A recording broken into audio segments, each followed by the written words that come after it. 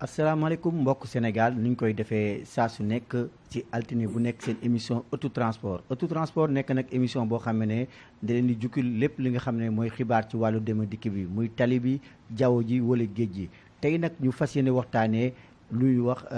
histoire billetterie électronique ci biir dem ak dikk bi te lu tax waral sax mooy gis nañ ne am na loo xam ne transport am na lu ci soppeeku. ba nga xam ne tey avancé trop ba nga xam ne bu njëkk ba da nga daan dem ci maanaam ci imprimerie mu defaral la ay billets nga koy jaay waaye léegi dañoo gis ne am na lu changé mooy léegi sax boo duggee si bus yu bëri dañuy am maanaam système électronique ngir jaay ticket loolu yëpp nag moo tax tey ñu dalal ñaar nit ñoo xam ne seen xam-xam dafa màcc ci wàllu dem dikk bi bu aajoo ci tali bi ku ci mel ni Modou Mbaye nekk nag président gare routière Colobane te bokk nag si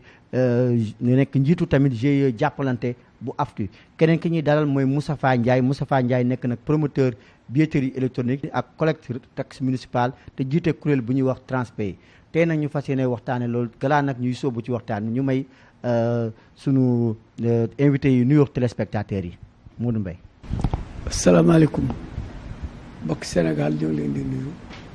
te di leen siyaar te di leen bal wax ci weeru gàmmu gi di sant bu baax nag télévision Walfadjri télévision la boo xam ne lépp loo xam ci bile ëmp na waa Sénégal ak ba bitim réew Walfadjri dana ko génne ba képp kenn ku nekk lañ ci bëggoon a xam nga xam ko kon vraiment loolu moom ci sant yàlla baax di sant waa Walfadjri. Moustapha Ndiaye. asalaamaaleykum wa rahmatullah maa ngi leen di nuyu yéen ñëpp waa Sénégal di sant aussi waa Walfadjri biñ ñu mayee occasion ñu waxtaan ci wàllu transport parce que man léegi sama lépp transport la ak lu jëm ci wàllu digitalisation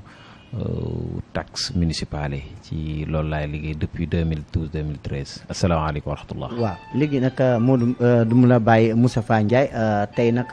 ku bu ñuy wax histoire billetterie électronique si biir suñu réew bañ dem ba évoluer tey ñuy jël si maanaam presque boo xoolee ñuy utiliser ay machine cosaan bi lan la. waaw cosaan bi defe naa Pape Modou Mbaye moom woo ko war a gën a xam ci wàllu billetterie par exemple cosaan li ñoom bu njëkk dañ naan utiliser ay ticket yoo xam ni imprimerie lañ koy defare ticket yi doon am maanaam année bi section ak année section ak njëg li maanaam tarif bi waaw loolu la daan am bu njëkk imprimerie moo ko daan defar mais soo dee xool bu dee lu jëm ci wàllu historique bi sama ñoom papa yi ñoom AFTU laa doon liggéeyal ay badge lu demee ni que badge yi nii ñoom laa doon liggéeyal badge yi depuis 2007 2008 2009 ba 2010 sécuriser ko bi demee ba sécurisation bi dëgër ci lañ ma woo ku naan président El Hadji Ndiogou Malick Dieng këram ni ma est-ce que ticket yi en 2012 dooñu dimbali ci ticket yi sécuriser ñu ko parce que bari na ay fraude lool pour ñu sécuriser après ci laa door dem ci mbooleem kër président yi y compris Papa Modou Mbaye Diop Ndongo Fall Ibrahima ñëpp laa dem seeti leen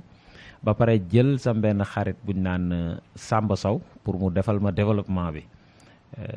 def naa foofu la soxi ko muy góorgóorlu di góorgóorlu ba yàlla may ñu ci ndam en 2013 2014 fin 2014 ñu defar ab solution boo xam ne si non seulement ticket yi dootuñu ko tirer ci imprimerie di ko stocké mais ay machine ngay yor ci biir oto bi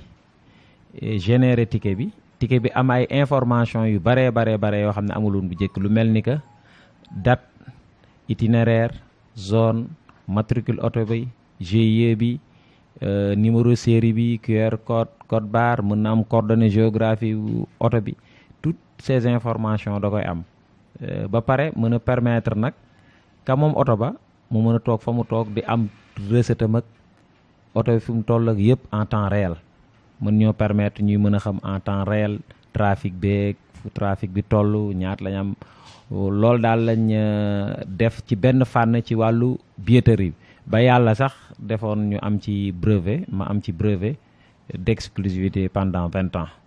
waaw mais am na loo xam ne moom Pape Modou Mbaye moom ko gën a xam ci wàllu transport bi. Pape Modou Mbaye yow nga xam ne yaa nekk nag transporteur ci AFTU jiite nag gare routière Colobane ak GIE jàppalante bu ñu xoolee nag ci AFTU début bi ay ticket ngeen doon def ñeen di dem imprimerie ngeen soppeeku daal di jël mu am système électronique lan moo tax ngeen def changement boobu. jërëjëf Théodore problème transport avant indépendance ci tubaab bi ba léegi vraiment dañoo liggéey ci perte mooy oto bi saa yoo ko jëlee jox ko chauffeur apprenti bu ñu liggéeyee ba ngoon jot lañ lay indil bu la neex bu la naqar ci loolu ngay jàpp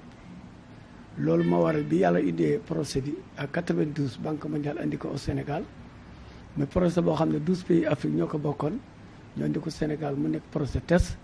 alors bi ñu demee ba d'accord ci projet bi dañ koy démarrer ca lañ ne au lieu ñuy bàyyi oto yi ak chauffeur yi ak apprenti yi nañu wut ay ticket yooyu bi ñu ko defee quand même am na avantage par rapport ak ni ñu daal def bàyyi xaalis bi ak apprenti bi chauffeur bi waaye avantage boobu li muy baax amoon na perte bu rëy ndax am na receveur yoo xam ne jubuñu dañuy jaay ticket billet kii bi bolok bi bay jaay suusi en même temps sax am na ñoo xam ne billet yi ñu jaayu démb client yi bi ñuy wàcc ñu bàyyi ko ci oto yi am na ñu ko doon far di jaay am na ñoo xam ci bi yenn saa yi bu ñu yaakaaree ni contrôle amul dañuy garder bàyyi ticket yi di encaisser yooyu yëpp day di saaru fraude yoo xam ne vraiment mi ngi doon rëy transporteur yi te oto boo xam te ne bii parce que boo ko fay dana romb 30 millions sans compte salaire sans compte panne sans compte entretien boobu oto su liggéey borom a ngi perte loolu moo waral alors bi yàlla dogalee Moustapha Ndiaye di xale boo xam ci bi Sénégal gépp ko war a ñaanal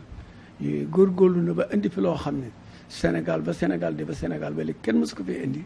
mu indi appareil yi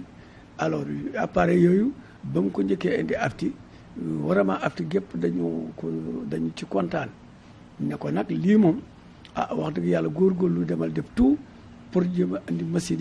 yi ñu dugal ko ci réseau bi yow mu dem début 35 millions léegi indi ay appareil début investissement waaye bañ demee ba war a démarrer yàlla dogal jubóowuñ ci ay kàddu ba vraiment duñ ko mujj bàyyi mu nekk coow lu day dekk déception bu rëy ci moom dem nañ ba yóbbu ko tribunal yàllaa ko suturaal ak xam ne ku bëgg lu baax yàlla jàppale la alors affaire boobu ne bi coow li bëree maa ngi donga paal ci lañ waxee ne gannaaw doonoo lef te dañuy fay te bii ticket yi apprenti yi li ci sàcc bari na léegi dañu issee ticket yi léegi ne bi ñu issee ticket yi man dama ci kontaan 100% parce que ticket yi saa yoo xëyee balaa oto bee wàcc fa nga toog ba yor sa portable wala sa ordinateur da nga xam ne oto bi liggéey ñaata bi la jaay ñaata la am ci xaalis ñaata la fere ñaata la sol gasoil ñaata la dépense. kon am na avantage daal mooy billetterie électronique bi am na avantage am na njëriñ électronique bi loolu fi ngay toog nga koy xam avant oto bee wàcc. am na njëriñ daal loo xam ci bi la wax du yàlla mos fi am loolu nag di ci gërëm yàlla di ci gërëm Moustapha di ko ci ñaanal loolu daal mooy li xam mooy départ bi. waaw mbir bi nag andi na coow comme liñ ko wax lu tax nag mu andi coow. waaw li tax mu andi coow xam nga sénégalais moom day nit ñoo xam ne saa ñu gisee lu baax dina am ñu la ko yéen waaye dina am ñu la ko yéenoo ñaareel bay moom bi mu déparé ñi ko jël woon engagement ba mu dem lebi banque yi ba def investissement bi mu def alors ñu jubóowuñ ci kaddu loolu moo waral mu am problème. ñooñu ñan la bi mu amee problème nag. ñooñu ñan la yàlla def man ak Ndongo Fall ñoo njëkk ne comme nu doon def te dañuy fay dañuy essayer machine yi bañ essayer machine yi nag la ñu daan am dafa doubler 100%. lañ daan am ci versement ci ticket dafa doubler 100% te man li ma gën a neex am na koo xamante ci bile saa yu ma saa xëy première voyage bi muy def oto Mbaye Ndoye sama trésorier général du CIE receveur am saa yu xëy première voyage day def fin de service xaay boobu da koy def ci poosam daal di départ nag ba wàcc bu dikkee alors benn rapport boobu lay joxe suma doom Fallou Mbaye ci ordinateur am ci appareil am la xool saa yu xëyee gis oto bi def ñaari fin de service mu laaj Moustapha ne ko waaw man dama gis oto yëpp benn série fin de série la ñuy def mais kii ñaari fin de série la mu ne ko bu leen joxul ñaari rapport sàcc la alors ma lay convoqué Mbaye Ndoye mi moom oto bi convoqué serveur bi ñu ñëw sama kër man ak Mor Diagne secrétaire général CIE bi 10h30 11h ba 1h30 bi ñu ko audité bi ñu ko enquêté ci intervalle ñaari weer ak fukki fan ak juróom bés bu yàlla sàkk Mbaye Ndoye fekk juróomi téeméer ay jox ko juróomi téeméer ration fekk juróomi téeméer salaire muy 5000 francs par jour alors weer na nekk 150 000 mais teewul bi ñu ko auditionné premier voyage bu nekk da ko def ci poosam voyage bi gën a néew 6 000 francs am na yu 14 000 am na yu 13 000 am na yu 19 000 am na yu 16 000 bi ñu ko auditionné ci ñaari weer yi ak fukki fan jom sàcc na juróom fukki junni yu manqué 7 000 francs sans compter 150 000 yi ko Mbaye Ndoye fay ma xam ne lii nag wax dëgg fa yàlla intérêt bu réel ci transporteur yi léegi nag afti googu nga xamante ne bii ñoo ko engagé le woon te yaakaar naa ni réseau bi li ko manqué téeméer junni oto ay junni appareil ci oto yi li ko manqué tuuti la kon jàpp naa ni Moustapha li mu fi andi waxuma la nun transport waaye képp kuy liggéey ci réew mi moo xam usine nga yor moo xam service public nga yor moo xam magasin nga yor moo xam loo mënti yor machine yi avantage bi ci nekk bala koo xam da nga koo jël kon ñuy gërëm yàlla bu baax di gërëm Moustapha di ko encouragé malgré nag départ boo gis ci naree baax dana ami jafe-jafe amoon na gàllankoor sonnoon na trop waaye ñi nga xamante ne tey jii ci réew mi lañ bokk moo xam ci côté gouvernement bi moo xam ci transporteur yi moo xam ñi réew mi itteel te liggéey ñor leen xam nañ ni lii Moustapha Ndiaye indi njëriñu réew mi la ba ñu bari tey ñu ngi adhéré wu di koy di uta appareil. Moustapha yow mi nga xam ne nag yow yaay nekk nag promoteur bi projet bi lan galgal bi góor gaa ngi koy wax dafa am ñoo xam ne ci biir aftu dañoo ñëw rek xool affaire bi bëgg ko récupérer ba def la galgal nan la affaire bi tëddee ba loolu jur ko. waaw soo dee xool wàllu billetterie bi njëlbeen gi en 2012 la xam nga comme li ñuy wax rek wa fawqa kulli zi ilmin alim maanaam benn nit mënul defar lu parfait il faut nga associer ci ay nit parce que bu fekkee ni dama fekk ay ticket manuel ma bëgg ay ticket automatique xalaatoon naa bu njëkk développé ko ci ay TPE bancaire mais TPE bancaire yooyu c'était pas intuitif maanaam amul woon ay icône mode texte la woon mooy Ingenico TPE yu njëkk ya ci laa wax ak kuñ naan Seyba Traoré di directeur Tracom international pour mu développé ma ko parce que yàgg moom mu am ay gàllankoor tukki dem États-Unis ci diggante bi ci laa gisee sam benn koo xam ne ñoo bokk daara ku ñuy wax monsieur Samba Sow nekkoon directeur Cisco Web nekk toppoon ma nag ci wàllu comme que man damaa bari woon débouché am ay relation bi mu jugee France mu topp ma à chaque fois nañu liggéey ci la ñëwee ma ne ko man de am naa benn projet mooy ticketing billetterie électronique ak collecte de taxe municipale boo dee xool solution bi yëpp c'est similaire daa am lu ñuy changer rek mu ni mën na ma ko développer après xam nga lu ma ko jox baax na parce que ay mbokk taalibe nekk mu commencé di ko développer bi mu commencé di ko développer man mii maanaam dem ci bari ci ñoom Kanté dem aftu dem ci paay di wut ay information pour jox ko ay cahier de charge li ñu naan cahier de charge comme que j'étais informel moom moo sutul njàng ci wàllu côté boobu noonu man je suis plutôt technique je suis à 100% électronique technique et informatique bi loolu amee comme Sénégal lu sotti rek am borom ma ànd ak moom aftu ci paa yëpp muy def présentation fekk ma defaloon ko ay carte de visite ma gis ni mi ngi jiital boppam daal ak société boobu tudd Cisco Web ci laa jóge foofu comme que foofu la nu mu tëddati sax wetu rond point boulangerie jaune fa la aftu nekkoon ma ni kii daal naa ko yóbbu sam beneen mbokku taale bi ko xam moo ñu mag ku tudd El Hadj Omar Ba pour mu dox suñu diggante parce que maa ngi commencé sentir ay woor ci laa ànd ak moom ci El Hadj Omar Ba kalaame ko El Hadj Omar Ba après ñibbi ba ma ñibbee ci suba sa rek Samba Sow instant boo fekk na commencé na affaire yëpp mu indil ma ay protocole ak ay facture ay affaires yu bari bi ma gëstoo ci biir nag nekkatee Samba Sow moomu fa ma ko yóbbu woon muy ñu bokk daara ñu ñëpp kooku moo ko parrainé woon bi mu dem France maanaam moom la ko bàyyam dénk après ci la indi ay protocole indi ay changement def tag ma daal ay fitna yoo xam ne am na ay preuve yu bari sax preuve yu ñu mën a gis yu ñu mën a dégg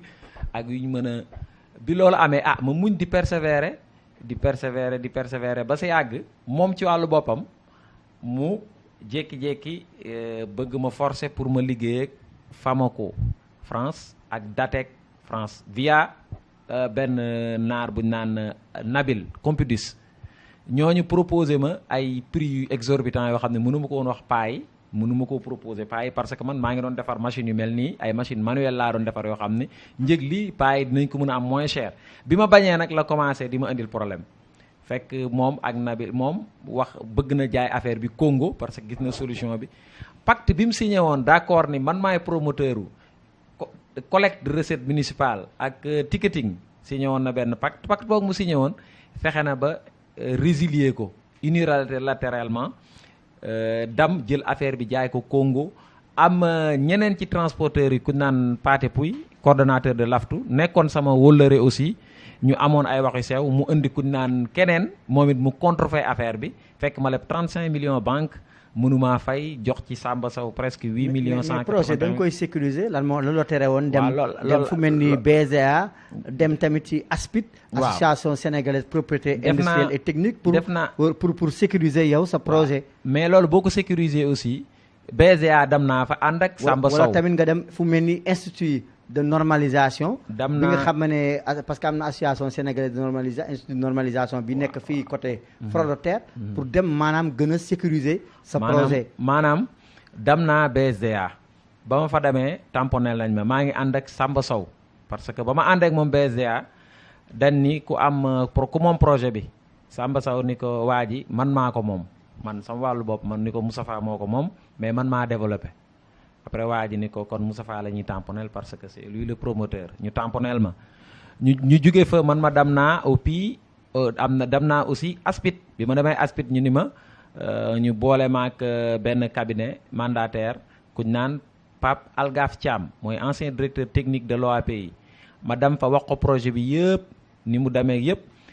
avant may pare may woo Omar Ba maanaam sunu médiateur boobu noonu pour wax ko médiateur bi ni non bu ma ko breveté ma ànd ak Samba Sow ba ci Pape Algaf Thiam ñu toog Pape Algaf Thiam laaj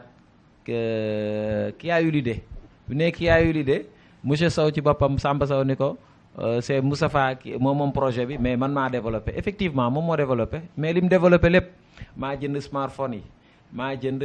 tablette yi mu doon développé maa jënd ba ci imprimante thermique maa ko jënd te information yëpp maa ko jox wax ko oto yi ni ñuy demee bu ñu xëyee suba maanaam cahier de charge yëpp man maa ko jox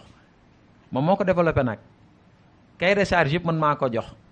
mu wax Pape Algaf Diab ni ko kon yow ab maçon nga maanaam mi ngi mel ni nga am liggéeyloo ko comme dama doon def ak Tracom International mais comme que signé woon na pacte ak man pacte bi def ko gêne pour ndam jaayee ko ak bëgg def collecte de recette municipale beeg yëpp mu résilier fekk nag ma déposé woon brevet bi ma déposé brevet bala ñu koy jox ñoom dañ koy saytu te presque saytu nañ ko 2 ans maanaam dañuy def recherche d'antériorité xool ba xam Moustapha lii mu def ci transport bi waxuñu wari de waxuñu jooni waxuñu fenn ci transport bi ba xam mus na fee amam déet biñ ko xoolee pare nag ci lañ ma jox li yaa sa brevet d'exclusivité terewul nag gars yi nekk fii di def contrefait manit ma yóbbu leen yenn ci yoon ba yoon may na ma ci ndab mais daal ba léegi maa ngi amee difficulté parce que soo dee xool ba ci collecte de recette municipale bi tas nañ affaire bi Samba tas na affaire bi ba commencé ko exploiter lu mel ni maire Passy ak yeneen ak yeneen ak yeneen. léegi nag est-ce que boo doon xayma préjudice bi nga subir ñaata ngeen perte. xam nga par exemple boo dee xool man mënuma xayma ñaata laa perte mais mën naa wax ni fépp fu mën a yuuxu naa fa yuuxu naa ci président Mamour Fall yuuxu naa CETUD bind naa ay mail lu nekk def naa ko mais nag comme que yàlla may na ma yeneen débouché ak yeneen xel ma continuer rek di persévérer di góorgóorlu ñi ma àndal aussi am ñu ma muñal yoroon naa ingénieur yoo xam ne 40 000 la doon fayee ko ay ingénieur ku mel ni Birane Diaw mais dama muñ continuer ak Pa Modou Mbaye mi di ma conseiller muy muñ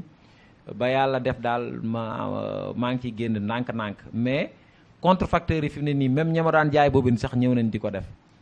pour wax loolu daal gàllankoor nañu trop am nañ décision justice mi ngi noonu daal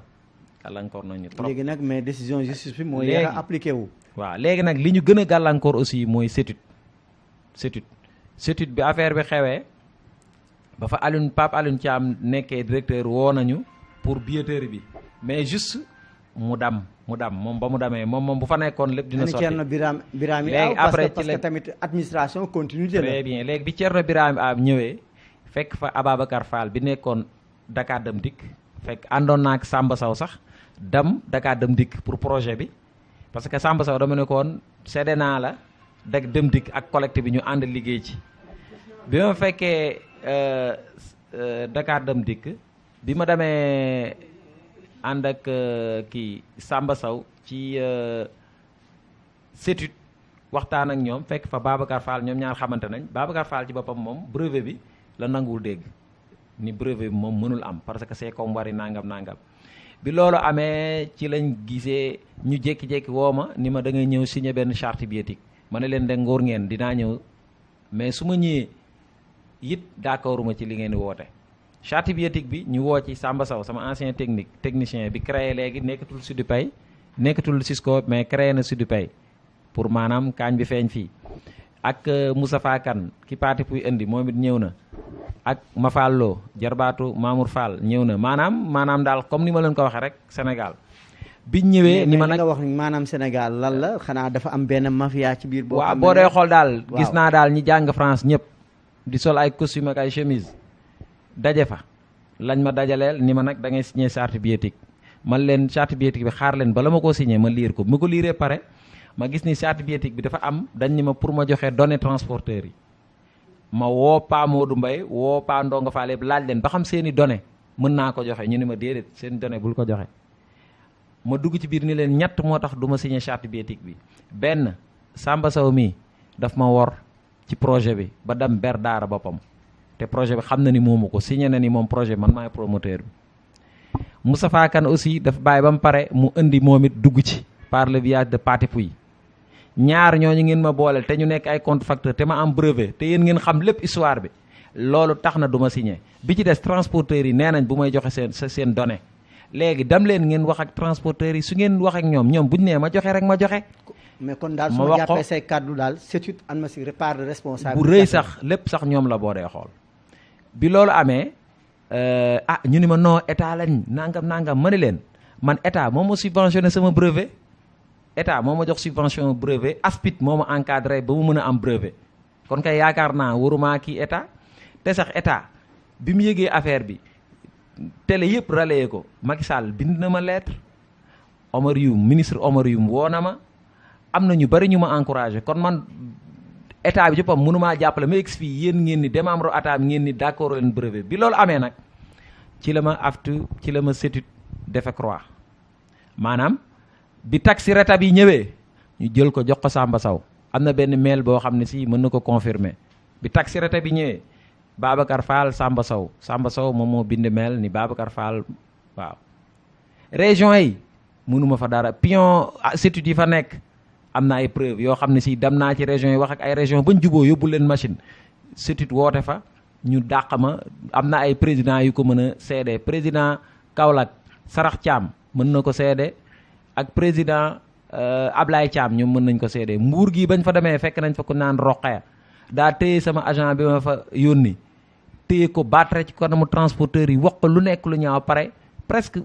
ba mënuñu fa am dara ma woo Roqaya di wax ak moom mu raccroché ma au nez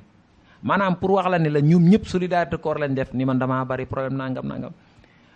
léegi nag lu tax ma gën a bëgg wax ak sénégalais yëpp bëgguma kenn ku ma jàppale ci dul dëgg wante su ma demee ba egg gis ab lobbying boo xam ne si boo dee xool ñoom ñëpp ñoo bokk fu ñu jugee. kon billetterie bi dafa am lobbying. waaw ñoo bokk fu ñu jugee ma jékki-jékki nag toog ba sa yàgg di liggéey di muñ jékki-jékki yoon jox ma dëgg ni ma Moussa Fade sa brevet bi yoon jox na la dëgg demal nga jëli machine yëpp yi nga yoon may na la nga dem jëli machine yëpp yi nga xam ne ay contrefait lañ. ma xam sama jikko paa yi su ma ko defee mën na tourner contre man ma demaat sama papa yi ni leen mais gars yi peut-être bu ñu la gisee ngay wax papa dañ naan mais ma dem sama papa yi ma demee sama papa yi man leen transporteur yëpp seen njaboot lañ te bëgguma tëb dem jëli seeni machine ñu leen di gaar rek léegi dama ñëw pour ñu waxtaan pour ngeen wax gars yi contrefacteurs yi ñu arrêté parce que yéen ñii yéen a ma santoon lii boobu kenn nekku fi man rek ngeen xamoon bi ma ko waxee sama papa yi pare bind ko ci bataaxal. mais ani Mbaye Amar moom moo jiite. moom laa bind moom moo jiite président Mbaye Amar. waaw bind naa ko lettre musuma tontu. ay lettre musuma tontu. déet waay wallaahi ci laa binde lettre nag président Ndonga Fall moom moom ba ko bindee lettre moom day moom macha allah yenn saa nag mu dóor ma mais bi ma ko bindee lettre dafa jël lettre bi envoyé ko CETUD effectivement parce que CETUD moo réglé bi mu ko envoyé Ababacar Fall li ma gën a tiital Ababacar Fall tontu ko ni ko Ndongo Fall Moustapha Ndiaye amul dara ci brevet bi li gën a am njariñ moom laay wax nii Babacar Fall tontu ko ni ko ba mu koy tontu nag dama cee gis ñoo xam ne ñëpp dama leen def ay kilifa ñii ay grand frère te gisuma kenn réagir après am na sax ñu ma ci jotawoo ñu naan gisaguñ mail bi ku mel ni Thierno Birahim Aw moom mi nga xam ne ñaari ministre jox nañ ko instruction pour mu jàppale ma pour mu xool seen brevet bi mais moom li ñu koy clamé bëri na. je sais pas ku mel ni liggéeykat yi léeg-léeg ñu kaas yi moom. nee na moom mi war a garantir seen contrat yi yéex na xam naa niñ ci ñëwaat. am na xam-xam mën na liggéey Babacar Fall aussi moom mi nga xam ne moo bind lettre bi xam-xam dans le transport moom du ma ko sikki sàkk am na ci xam-xam trop. moom mi ngi ci lettre bi Thierno Birahim Aw Cheikh Omar Gaye mi ngi ci lettre bi. Mamadou Dioum mi ngi ci mail bi waaw. Thierno Souleymane Bari Aftu mi ngi ci lettre bi Mamadou Kanté mi ngi ci lettre bi Mamou Fall mi ngi ci lettre waa ñii ñoo yor depuis banque mondiale ba ci suuf kii war a jot kaar lu ñu décidé wul du sotti ñooy kilifa su moom Babacar Fall su bindee lettre boobu nag ni ñëpp ni. kon yow daal li nga jàpp mooy lobbying bi ngay wax. fiit la foofu ñooñu la nekk. ah déet du ma wax lobbying parce que ñooñu samay kilifa lañ maanaam ñoom daal ñëpp gis nañ Babacar Fall liñ bind da ngeen di déglu li Babacar Fall bind nee na leen. brevet bi Moustapha Ndiaye lii mu naan am na brevet ci ticketing bi mënul nekk amul brevet baaxul te sax dafa mel ni mi ngi brevet dafa bëgg ni wari ak transport may tontu foofu ni man li ma breveté du wari ticketing dans le transport bi nga xam ne amul woon te sam papa yi mën nañ ko seede te ma indi ko bi ci des mënu leen li concerné sax Moustapha Ndiaye ak société boobu maanaam Moustapha Ndiaye pour ne pas le nommer a été d'une insolence qui frise le ridicule xam nga loolu ab xas la maanaam nee na man daal ku doy waar laa ku ñàkk teggin laa biñ ma woowee pour ma signer charte bioéthique bi signé wu ma ko woon dama remettre en cause ñoom processus bi ñu lancé woon tourné ni leen nag ni Ndongo Fall ni ko BRT bi ak TER bi mi ngi ñëw sax ak Dakar Dem Dikk sax ñi ngi testé dinañ am seen propre ticketing ni leen waa CETUD dañ bëgg concurrence loyale tourné nag li gën a garaaw ni leen sax yéen transporteurs yi Ndongo Fall yéen ñëpp GIE yëpp ñëw leen ma organiser leen benn réunion ngeen ñëw su ngeen ñëwee man ma utal leen solution boo xam ne du ngeen toog ci Moustapha Ndiaye maanaam ren di Moustapha Ndiaye daal ticketing bi ngeen dem uti yeneen ngeen ñëw ma jox leen beneen solution boo xam ne une stratégie pouvant aider les opérateurs de l'AFTU à bénéficier des nouvelles technologies sans dépendre d'une seule entité c'est-à-dire que tout le temps moom brevet lay ji ma bañ loolu ab mail la boo xam ne dafa fuite ñëw ci man mi ngi nii leer naa loolu mooy lan mooy loolu léegi nag danger bi mooy contrefacteurs yi ñi nga xam ne doolu sax nekkuloon seen métier dugg nañ ci am ñoo xam ne si dañ may yoreel xaalis ci transporteurs yi yoreel ma xaalis de ku ma ci fayee ko xam nga nooy def da nga may delloo sa machine dam ci contrefacteurs yi am ñoo xam buñ may menacé ci contrefacteurs yi lañ may menacé te ñoom ñëpp nag kilifa yëpp xam nañ ñu mu demee. dañ ci ñëwaat ñu ñëw si Modou Mbaye Modou Mbaye yow mi nga xam ne da ngaa bokk si AFTU problème bi bu mu amee te yow ngay maanaam médiateur mag nga ci transport kenn dootu la présent ci transport yan tànk nga jot a dox pour maanaam wax ne sa morom yi bu fekkee ne nii la demee que juum nañ ban nan nga def. bon jërëjëf Théodore man de comme ni ko yàgg naa transporté AFTU tey jii li gannaaw Ablaye Guèye di El Hadj Madou Seye ña fa nekk ñëpp di ay présidents des membres maa leen mag projet bi it 92 bu ko fi banque mondiale indee juróom-ñetti transporteurs yi ko fekkoon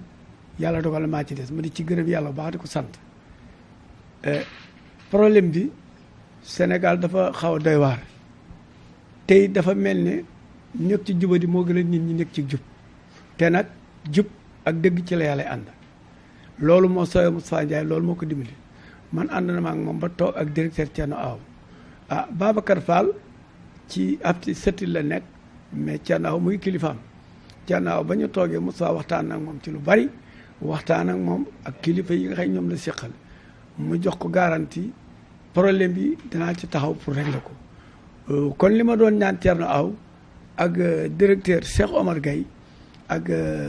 ñoom bari ak Jara seen kilifa jàpp naa ni procès bi su actif fii yàlla ak ñoom la kon lépp loo xam te day yàq man jàpp naa ni même buñ la ci tuddee yaakaaruma ni ànd nañ ci kon li nga xam ne man moom laay ñaan rek Sénégalais yi mooy lu baax ku ko mës a yëkkati mu nekk njëriñ doomu aadama yi di nga am problème dal na yontu yàlla mu amee dal na Serigne Touba dal na Alaaji Maalik Moussa loolu solo dalee mënul ñàkk da ngay muñ waaye nag muñ gi bu mu tee nag fi nga war a jaar nga jaar li nga war a def nga def ko waaye na nga xam ni lu àddina yàgg-yàgg da ngay mujj yow yan tànk nga dox transporteur yi mooy machine yooyu day man mosuma cee jël sama chey mosu cee jël parce que machine bu ci nekk ba mu dikkee receveur yi am na ci système bu ñuy sàcce boo xam ne yow mi nga xam ne yaa moom oto bi mënoo ko turee mais machine Moustapha Ndiaye bi ñu ñëwee ba bisu tey bi du receveur du ku yàlla bind ku ci mën a sàcc lenn te xamuñu ko ndax à chaque fois même rapport bi ñu lay jox su la desee leer boo wooyee Moustapha Ndiaye wala ñi muy liggéeyal buñ la ko tiireelee day lay indil rapport bu leer nga xam la ca nekk kon li may conseillé daal mooy affaire ticketing yi ñu ko fi andi bari nañu ko jël mais dañ koo delloo Moustapha Ndiaye musuma gi ko jël machine am delloo ko ci dama ci am lu ma naqar wala dafa baaxul kon li may wax daal mooy ñun transport ñun Sénégalais yi nañu xam ne li baax ak lu baaxul du benn waaw lu baax ak lu baaxul du benn kon li may conseillé nit ñi daal problème yi fi am nañ ko jéem a régler parce que su fekkee dem na ba yoon jox ko dëgg ci képp koo xam ne am nga machine te du machine Moustapha Ndiaye nañu ko jël man jëli machine Moustapha Ndiaye sama liggéey bañ yàqu moo ma gënal xaar bañ jël sama machine sama waxtu liggéeyam di tardé. mënuñoo bañ a wax laaj la loo xam ne en tant que transporteur sa gis-gis mooy loi d'orientation bi ak conseil national des transports bi nga xam ne moom la ñu fas yéene teg yow sa gis-gis ci loolu. waaw conseil national bi lu baax la parce que ñun ci CPTRS yàgg nañ koo kaas yàgg nañ ko bind suñu rapport bi Moustapha Mor Sourang jiite ak Abdou Karim Seck ak man baax na waaye day fekk nag mu nekk indépendant. bu mu dépendre ci ministre de transport bu mu dépendre ci benn ministre na am indépendant nga xam ci fekk ko am na ko muy dépendre du président de la république wala premier ministre fekkee am na ndax itam réew mi bu ñu bëggee mu tegu ci yoon lenn lu nekk dañu koy bàyyi ak ña ko moom nit ki li mu xam lam ca mën a def mën ko caa wax ki ko xamul mënu ko conseil national bu ñu ko defee na nekk indépendant ci transporteur yi nañ ci bari ak chauffeur yi parce que métier transport bu ñu bëggee mu réglementé wu dañ koy bàyyi ak ñi ko xam laaj li seen xalaat d'accord mënut a ñàkk nag état bi parce que mooy suñu état parce que ñi leen fal ci lañ bokk waaye su boobaa itam nag nañ ci nekk ay membre waaye na nekk indépendant boo xamante ne li muy def benn ministre du ko manipuler benn ministre du ko mën a demee dugal ko ci yoon fu mu war a dugg. kon daal yow li nga jàpp mooy nañu bàyyi di décider à la place de acteurs transport yi. ci muy dëgg loolu li feeg ñu ngi koy def te loolu transport ak fépp laa koy bépp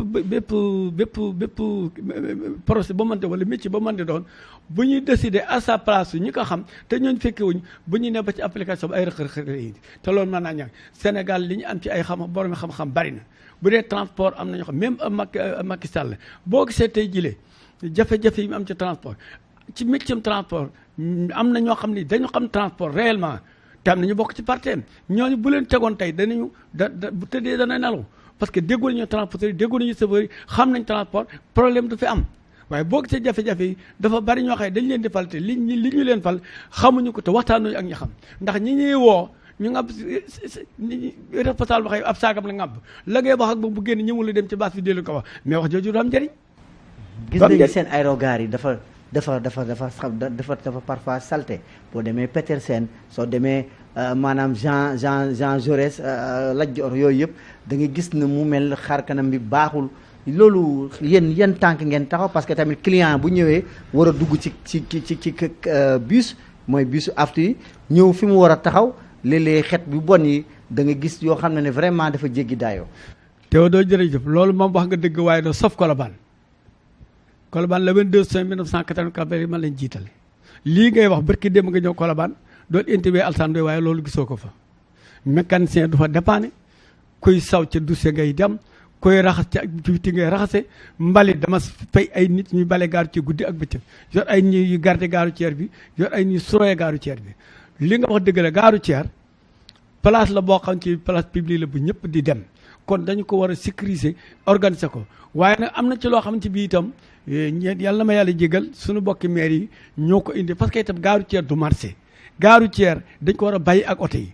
jaaykat yi nañu dem ca marché yi ba bu ñu bëggee bokk di jaay nañu wut bokk centre commercial comme mel na parce que Colobane bi ko bëggee demaat dama lee déedéet du fi amee ba ci lañu mujj taxawal benn centre commercial boo xamante ni kuy jaay foofa ngay toog oto yi nañ leen bàyyi ak piste gare routière mairie yi yow nga jàpp ne ñoo jëlul seen wareef bon maire yi wax dëgg fa yàlla bu dul ñoom it di njaboot gi ñu yabal am na ñoo xam ne xaay bee leen intéressé te nag réew mi buñ bëggee mu baax te nu noo ko war a baaxal parce que benn étranger ñëw du defar réew mooy kenn ku ne fa nga nekk da nga war a taxaw bu set organisé wu am sécurité am organisation mais lii ngay wax doo ko gis Colobane li fekk Modou Mbaye koy jiite doo ko gis Colobane. Moustapha léegi nag ci kaw loolu bi problème bi egsee dem nga nag adressé waxtaan ak CETUD antuwul est-ce que jéem nga jëm si ministère des transports ñoom ñi nga xam ne ñoo njabootee ñëpp pour wax seen sa problème ak CETUD ak yenn transporteurs yi. waaw transporteurs yi defe naa kilifa yi du ma wax transporteurs yi sax kilifa yi li ko dalee ci le président Mbaye Amar Ndongo Fall El Hadj Ndiogou Malick Dieng ñoom ñëpp xam nañ nu mu demee ñoom ñëpp xam nañ nu mu demee bind naa wax naa. est-ce que bind nga ministre des transports. wax naa ak moom ministre des transports avant moo nekk ministre des transports sax biñ ma yóbbee correctionnel bi ma lebee 35 millions yi bi ma dem ci beneen rajo ci dëkk bi. kan moo la yóbbu woon correctionnel. Askia assurance parce que moom moo garanti woon bor boobu ma doon defaree sama première machine locale yi biñ ma yóbbee man sama wàll bopp dem naa ci benn rajo yuuxu fa soxna Omar Youm woo ma encouragé ma jox ma ministre ni ma muñ ba pare moom sax moo ne ma téléphone ba breveté ko woon nga ko mu ne ko waaw breveté mu ne ma kon da ngay muñ xaar bu sa brevet génnee ñu dinañ def le tout pour protéger sa œuvre bi parce que moom xam na enjeu bi mais bi loolu amee may toog di muñ xam na lépp wax naa ko lépp xam na lépp wax naa ko lépp xam nga am na loo xam ne rek moom mënu ko yoon moo ko mën yoon def na ko pare mais tamit su ma sañoon ñi mu njaboote ku mel ni Babacar Fall ak aaw ñu may ma jàmb parce que sonal nañ ma trop sincèrement te waxuma ko rek pour aw bañu ma leen vraiment am nañ xam-xam mais vraiment war nañ ñeme dëgg seet li dëgg ñu appliquer ko waaw mais daal rëq-rëq bi yëpp non Babacar Fall ci boppam moom ci wàllu boppam moom mail bii mu bind daf ma tiital moo tax sax ma commencé génn di wax lu nekk parce que li mu bind mooy nañu rey Moustapha Ndiaye loolu laa gis daal maanaam brevet bi baaxul ñëw leen naan te moom dafa il était censé réguler mais comme que xaritu Samba Sow la ñoom ñëpp xamante nañ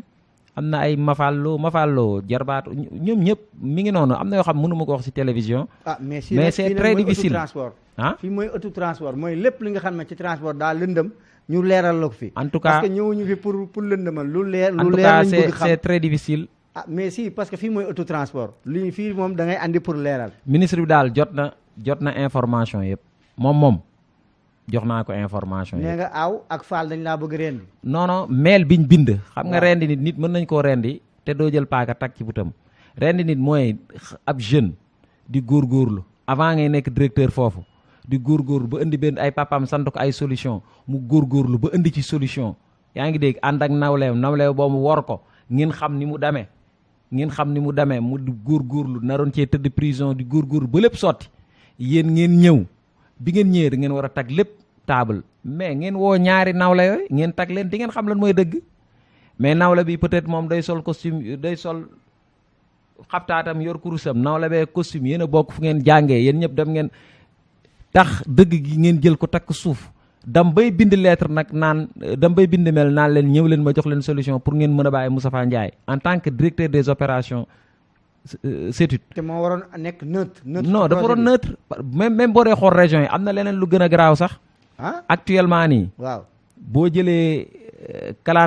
calando vert blanc yi ak rétap yi. waaw damaa jékki-jékki gis fay appareil. monsieur Kanté bi ma waroon a financé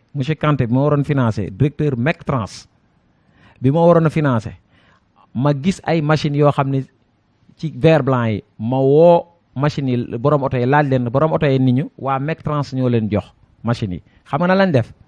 comme que xam nañ ni man sama machine mi ngi bari terrain te buñ bàyyee transporteurs yu bari xam nañ dëgg gi buñ génnee ci man la ñuy ñëw léegi buñ leen di jox oto dañ leen di exiger ñu jël machine ñoom biñ créé maanaam ñoom créé wuñu li ñuy def rek dañ koy xam nga lu ma la wax maanaam am na loo xam ils sont pas habilités def ko mais dañuy créer leneen via seen i mbokk ak seen i kii bu ko defee mbooleem vert blanc yëpp te vert blanc yi ñoom góor a xumma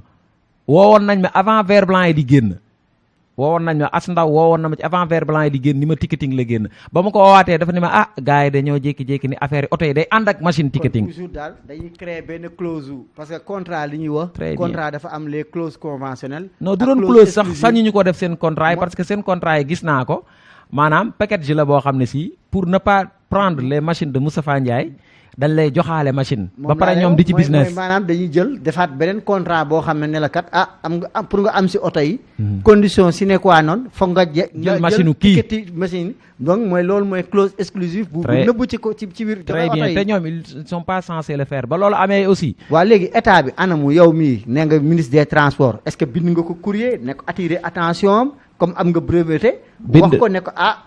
réseau bi problème yi moo fi am parce que administration écrit la xam. bind naa ay millions damaa bind naa am na mail yoo xam ne sax boo ko liiree da ngay rus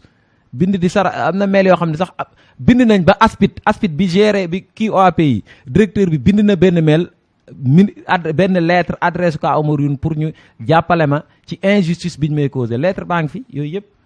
je te jure bind naa président AFTU musuñu maa répondre man duñ ma répondre kenn du ma répondre te nag man leen rek laa leen bëgg a xamal man électrotechnicien la informaticien la yooyu yëpp yàlla may na ma ci xam-xam yoo xam ne si damay toog ak samay ingénieurs yi nga xam ne si ingénieur en télécom ingénieur en développement informatique web mobile ingénieur en sécurité réseau base de données lépp lu ñuy liggéey maa leen di jiite lu jëm ci wàllu code yeeg développement yeeg yooyu ñoom ñoo koy def mais Samba Sow ba mu ñuy door a démarrer mënuloon jën man pour gàttal daal ni dëgg moom tant que ñi ngi jël lu dul dëgg di ko tag ci ñi nga xam ne si dañu am dëgg dëkk bi day metti man nag j'ai plus de 30 jeunes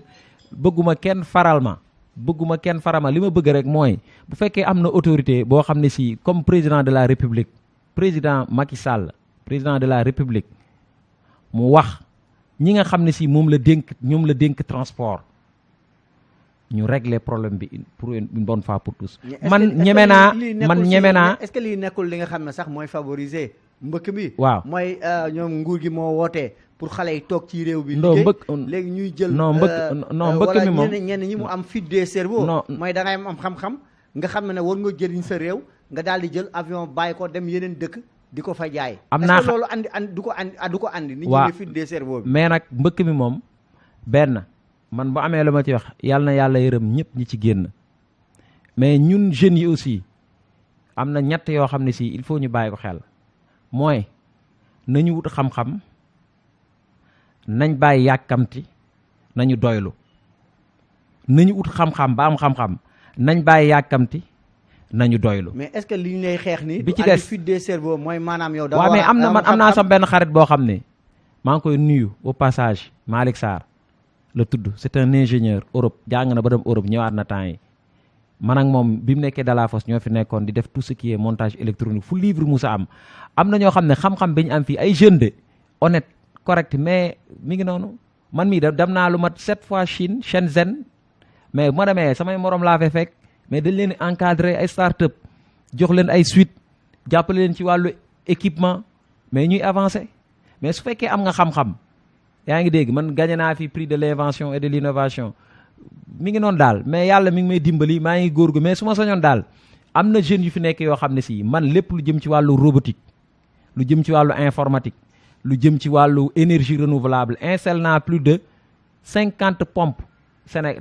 Patar Ndulla Jogop maay def bilan de puissance bi man maay def dimensionnement bi énergie renouvelable laa la wax de j'étais même partenaire de Lawrence. mais est-ce que li ngay wax nii par exemple nit am xam-xam yor a jëriñ réew mi ñu téye comme naan di la xeex est-ce que loolu contribué wul ci fuite des cerveaux ñi di daw dem feneen joxe xam-xam ci yeneen réew. man de su ma mënoon daw sincèrement su ma mënoon daw par exemple sama xam-xam bi ma am mënuma koo exploiter fii su ma mënoon daw parce que ñi nga xam ne si ñoom laa yaakaar président li mu mën mooy joxe instruction président su demee bind lettre signé ko moom ni ma Moustapha yëg naa li nga def ñi ngi lay encourager di la féliciter nangam patriote wax yu rafet ba pare boole ma ak ministre am loolu la mën ministre bi boole ma ak aaw mais ñoom ñu ni ñett ni seen lañu am seen i intérêt propre ñu ni ñett loolu lan ñoom lan lañ ci mën transport bi lobbying bi ñu ciy wax am na. ma ni man daal li may wax mooy que ne am na groupe boo xam ne si parce que groupe bii nii gisuma kenn intervenir ci am na ñu ma woo ñu ni yëgu ñu mel te ñun ñëpp nag xamante nañ man xale laa nag xorma laa leen jox rek mais raglu ma ci kenn xale laa dama leen jox xorma su ma soñoon mais Moustapha yaa ngi waxoo man question bi may laaj transport kon daa am lobbying parce que xam nga damay sincèrement damay bañ a wax lobbying mais déet parce que fii moom laa la émission bi moom amul bëgguma nëppal émission bi daal émission bi day leer transport li nga wax nii yëpp wax nga en mais tout cas wax ji mooy lan transport daa am en tout cas bi ma bëggee contrat aftu Orange bëgg maa subventionné dañ maa boole ku naan Mafallo jarbaatu ñoom bari la xaw ma ak Mamour Fall li may wax nii nëbbuma ko parce que daf ma metti woon Mafallo ñëw sam bureau jóge France ni France la jógee fa la jàngee waaw comme ñu waroon def tout ce qui est publicité branding ak ticketing ñu waxtaan ñu ni ma léegi da ngay Mafallo moom mooy jël entreprise am jël tout ce qui est li may def ak li muy def pour ñu proposer ko Sonatel peut-être moom France la jàngee doon bi ñu xoolee loolu ma wax ak sama kilifa mu ni ma bul def mukk loo xam ne ëllëg dina dugal ci problème ma ni leen man mënuma loolu da ngeen bàyyi comme que man entreprise la maa fi jiitu parce que je faisais la communication ba ma bañee te suba sa la Mafallo ñëw ni ma tonton Mamour signal nañ ma sama contrat tonton Barry signal nañ ma sama contrat moom contrat aftu publicité yi nga gis nii ñu signal ko man ba léegi paay joxoon nañ ndigal Bari ak Kanté pour ñu waxtaan ak man pour ñu financer ma ba léegi Babacar Fall dem naa ministère des transports mu woo Bari ni ko Moustapha nee na da nga koy xeex sosal ma de sos wu rëy boo xam ne si preuve yaa ngi fi produit daal dañ maa yàq ba nga xam ne si te man meluma leen lu xëy gëstu liggéey jaamu yàlla ñibbi sama kër. kon lobbying bi am na. xool leen rek. non duñu xool xam nga nee naa la ñun suñu émission kàddu bi nit ki yaay wax li lay wax dañoo bëgg mu leer. mooy lobbying am na wala amul. wax dëgg yàlla am na man nag su ma sañoon am beneen lobbying bu ma jàppale parce que ñemee ma leen ndax ñoo ma ëpp ñoom ñu ngi ci réseau bi sincèrement loolu am na. seen intérêt rek lépp loo xam ne te maa ngi ay preuve am na benn ministre boo xam ne daf ma ni dama ko wan ay preuve mu ni ma damal nga wan ko DG non du ma tudd tur bi mu ni ma damal nga jox ko damal nga wan ko fekk sax dafa woo aaw ni ko Moustapha na amul benn preuve mu ni ko les preuves il faut les chercher waaw doo toog mu ne dama nga jox ko ba may dem ci dama ànd ak góor gii la àndal tak sama ordinateur wan yëpp li agent yi di ma def ci terrain bi xeex yi may xeex yu bon yi may moon ko xool ba pare ni ma incha allah BRT bi am na ay car terrain rabattement nangam yooyu yëpp man lañ koy jox déglu ma rek ba pare tourné. Thierno Birame yow mi nekk nag directeur CETUD li lay clamé bëri na liggéeykat yi dañ lay clamé ne yow mi war a nekk sax garant projet bi da ngay daw nga liggéey at aftu yi saa su nekk ñu ngi koy wax nee na ku la soxla tu es inaccessible. beneen mbir tamit ñii tamit ñu ngi lay clamé bëri na si urbain bi BRT bi tamit waa population Guédiawaye taayee passé ñu ngi doon kaas ne yow duñ la gis souvent cérémonie ay représentant BRT bi ci mbënd bi créé na woon ay problème kon soit accessible parce que tamit looloo tax ñu fal la bu ñi amee problème yow mi nekk garant projet aftu da ngaa war a wax nag urbain bi loolu lañ la soxla ñu ngi lay interpellé yow nga ne daal lobbying yi bëri na. waaw xam nga lobbying mooy c'est très simple man paa yi conseil d'administration lañ ma woowoon paa yi musuma am ak ñoom problème ñoom ñoo ma woo bàyyi njóogu maa ñu ni ma gëstul ci lii ma gëstu ci ba indi résultat mais ba ma indee résultat parel bi lañ ma booleeg Kanté ak Bari ba ma duggee ñoo waroon financé wuñ mais pourtant après Kanté moomu Samba Sow mi nga xam ne moo doon sama technicien liggéey naa ak moom man ni ma fi ñukk man daal man man daal dañ ma diaboliser Moustapha day enregistré Moustapha day dañ maa diaboliser ba nga xam ne si tag ma fële nag yàlla doo nga moomu dimbali nag. kon waa AFTU daal ñu ngi leen di xaar yéen waxuma sax AFTU surtout. nañu leen di xaar beneen tribune bu mag yéen ngeen ñëw leeral beneen waxtaan boo xam ne histoire billetterie bi fii ci biir système AFTU. yéen transporteurs yi toog. yéen waa CETUD ngeen toog ñëpp ñu leeral affaire bi. nan la demee. bu woolee sax ministère tamit ñëw pour ñu leeral affaire parce que fii autotransport leeral sa kàddu bu mujjee galaa ñuy jox Pa Modou Mbaye. waaw te ñu ñaanal ma rek bu fekkee preuve lañ bëgg aussi preuve buñ bëgg ci Samba Sow ci nu mu tuddati sax Ababacar Fall preuve buñ bëgg yor naa ko mais sama conseil dañ ma naan ñu bari ay bul tudd tur ay bul nu mu tuddi preuve yi nangam mais daal man li ma wax amul lenn loo xam ne si dina waroo. ñoom seen wàllu bopp seen taxawaay bi ñu waroon taxawaay ak man taxawuñ ko parce que dañu am ay intérêt pour man ay intérêt ci mbir mi jeex na tàkk. Baye Modou Mbaye sa kàddu bu mujjee galaa ñuy. waaw sama kàddu bu mujj daal muy gërëm yàlla. di wax ne li nga xam ne man la Moustapha di jàmbat man jàpp naa ni Thierno Aw li ma xam ci moom yaakaar naa ni man dinaa ko demandé rendez-vous man ak Moustapha Babacar Fall sama doom la. doomu aadama wu ne mën ngaa jëm doomu aadama bu dee nit mën la dugal ci ay erreur waaye jàpp naa ni procès bi fi mu toll ci Sénégal yi ni mu suqalee Sénégal ni mu ñore banque mondiale képp kuñ fi namee jàpp naa ni sa taxawaay sa warugar mooy fexe procès bi avancé ba tax na man de en tant que doyen du transport danaa jéem a sol sama dàll waxtaan ak Babacar Fall suma doom la waxtaan ak Thierno Aw waxtaan ak Thierno Bari parce que jàpp naa ni ñoom directeurs yi Cheikh Omar Gaye ak Mamour Fall dañ ñoo tudd seen tur waaye jàpp naa ni bokkuñ ci loolu parce que départ procès bi dañ cee daj lu ne pour procès bi taxaw nit la mbir nag doo ko taxawal ba mu baax nga wëlbati ko gis lu koy defar nga di ko yàq ñàkk ci ànd sax jàpp naa ni loolu amul kon li ma wër daal mooy man dinaa sol sama daal dinaa leen ñaan itam ñu dellu si seen i xel bu fekkee lii Moustapha expliqué ñu expliqué te ba mu leer su ko defee ñu xam ne réew mi noo ko bokk te kenn ku nekk nag da ngaa war a liggéey pour réew mi parce que àla ku leen dañ fee jaar. président Mbaye Amar nag loo koy wax moom. bon Mbaye Amar mi jiite surtout moom mii sunu président moom laa gën a ñaan dinaa ko woo téléphone ne ko diggante Moustapha ak Thierno bi ak Babacar Fall parce que Babacar Fall aw mooy kilifaam. te toogoon nañu ak ma waxtaan ak moom ba mu ne woon bu sa jafe-jafe yi danaa ko réglé danaa ko ñaan mu sol ci dàllam ñu waxtaan ba ñun ñëpp ñu àndaan nekk benn avancé projet bi parce que loolu mooy suñu intérêt. mbokku téléspectateurs yi waxtu bi nga xam ne moom lañ jeglaloon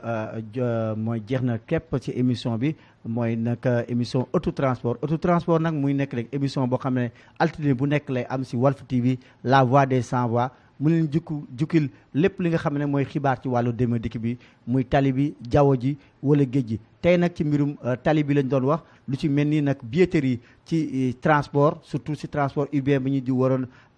changer ci wàllu AFTU surtout gis nañ ne jafe-jafe la am moo tax ñu dalaloon ñaar nit yoo xam ne seen xam-xam màcc na ci wàll bi ku ci mel ni Moustapha Ndiaye nag nekk nag promoteur billetterie électronique ak collecte recette municipale jiite société bu ñuy wax Transpay ak kii di Modou Mbaye nekk président gare routière Colobane nekk président aussi jiite GIE jàppalante bu AFTU ñu leen dox dig daje nag